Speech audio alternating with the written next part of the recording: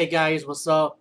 Actually, I was gonna review the Army of Darkness, aka Evil Dead 3, this weekend after the remake. But since I have time today and I just got done watching it, let me say I watched the theatrical version because that's the one I saw before, and it was only 1 hour and 20 minutes, which I was surprised. I'm like, wow, that was pretty quick. But you know what?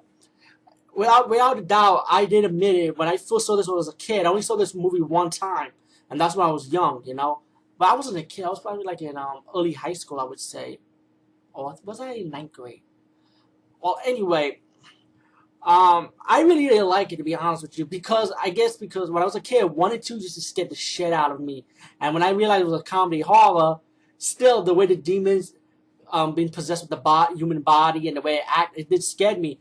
And when I saw part 3, I'm like, what the fuck just happened just now? I'm not scared no more. I'm laughing. I'm just laughing at this movie. Like, since when this became a comedy? And this is when I was young, by the way.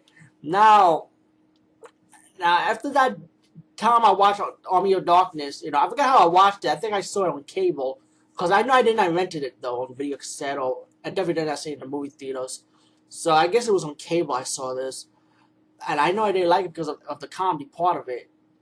Now, many years later, which is now, this is the second time I'm seeing this movie, and when I look back on it, I'm like, damn, I wish I had an open mind back then, for this movie, because it, to me, was actually good. And let me just say, it was fast paced, it pretty much got to the point. And, the main thing about Army of Darkness and what I realized about it, and like I said in my ticket showcase of the Evil Dead remake ticket showcase, I think I did say that. You know what? To me, I felt like the Ash character is priceless in a way. Like his sense of humor from 1 and 2, to me, it came in part 3. To me, it's like all of Ash's sense of humor was in part 3. And you know what? That's what I like about Bruce Campbell's character in the movie, in the Evil Dead franchise. It's just his character. And Ash character is really all in there. And there's so many good one-liners in this movie. My favorite will always be Jack and shit. I remember when I was a kid, I remember I used to say Jack and shit. I always say, where did I got that from? And I realized, yeah, it was from this fucking movie, Jack and shit. I was like, because I remember back in the day, everybody used to make a joke about it, and I remember, we always want to know. I always want to know where it came from, and I never knew it was from this fucking movie, Jack and shit, Jack and shit. The Jack and shit line. Oh man. Well, anyway, let's get to the point. Bruce Campbell is in the middle of age, just what you see at the end of Evil Dead 2. And he was captured by these knights, and they thought he was fighting for the other side. And they pretty much put him to fight with one of the dead knights in the pit. He defeated the dead knight, and all the knights looked at him like, oh man, he's the prophecy. Or one of the wizards said he was a prophecy. And then the wizard said, we want you to go get this book, the Necromancer. I can't even say it. Pretty much the Book of the Dead, okay?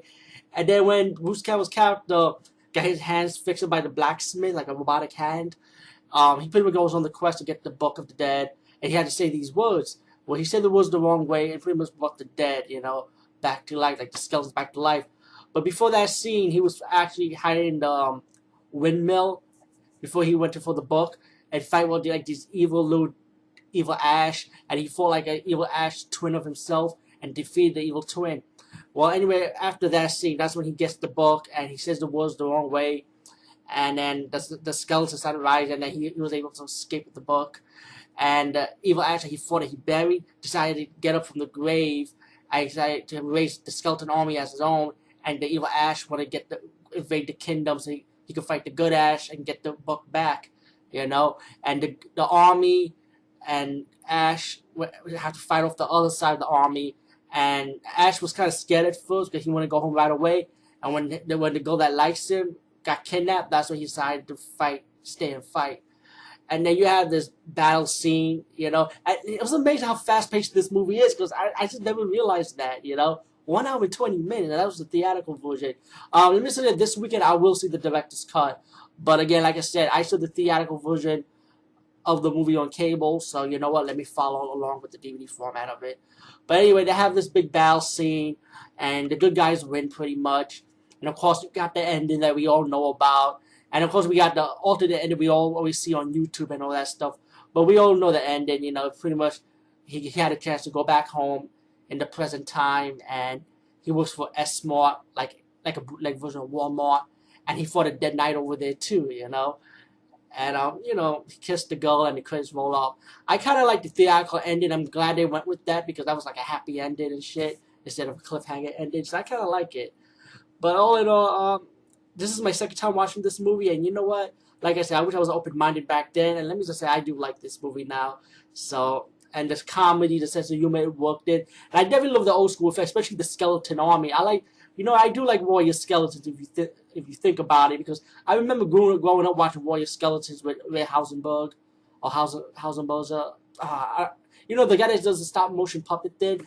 But when I played the video game like Killer Instinct 1 and 2, I always picked the skeleton warrior with the shield and sword because he was the quickest as well as the one-on-one fighter, and I win a lot of games with him. But all in all, yeah, let me just say, check out Army of Darkness if you could. I say get the Broomstick edition. I think it's a fair edition. 2 discs. You get like the deleted scenes, alternate scenes, behind the scenes and stuff. You get both the director's cut and the theatrical cut of the movie. And let me just showcase it if anybody who haven't got this copy, just in case. I did get the DVD used, by the way. It came with the booklet, and that's how it looks. Director's cut, the theatrical cut, the US version. Anyway, guys, peace and see you later. And this is the first time I actually completed the Evil Dead franchise, and there's other few horror movie franchises I did complete, like The Wishmaster and Critters. So check those out. And guys, hopefully Thursday when I see the Evil Dead remake, hopefully with my cell phone camera, I'll be able to review it and upload it on YouTube. If not Thursday, definitely Friday.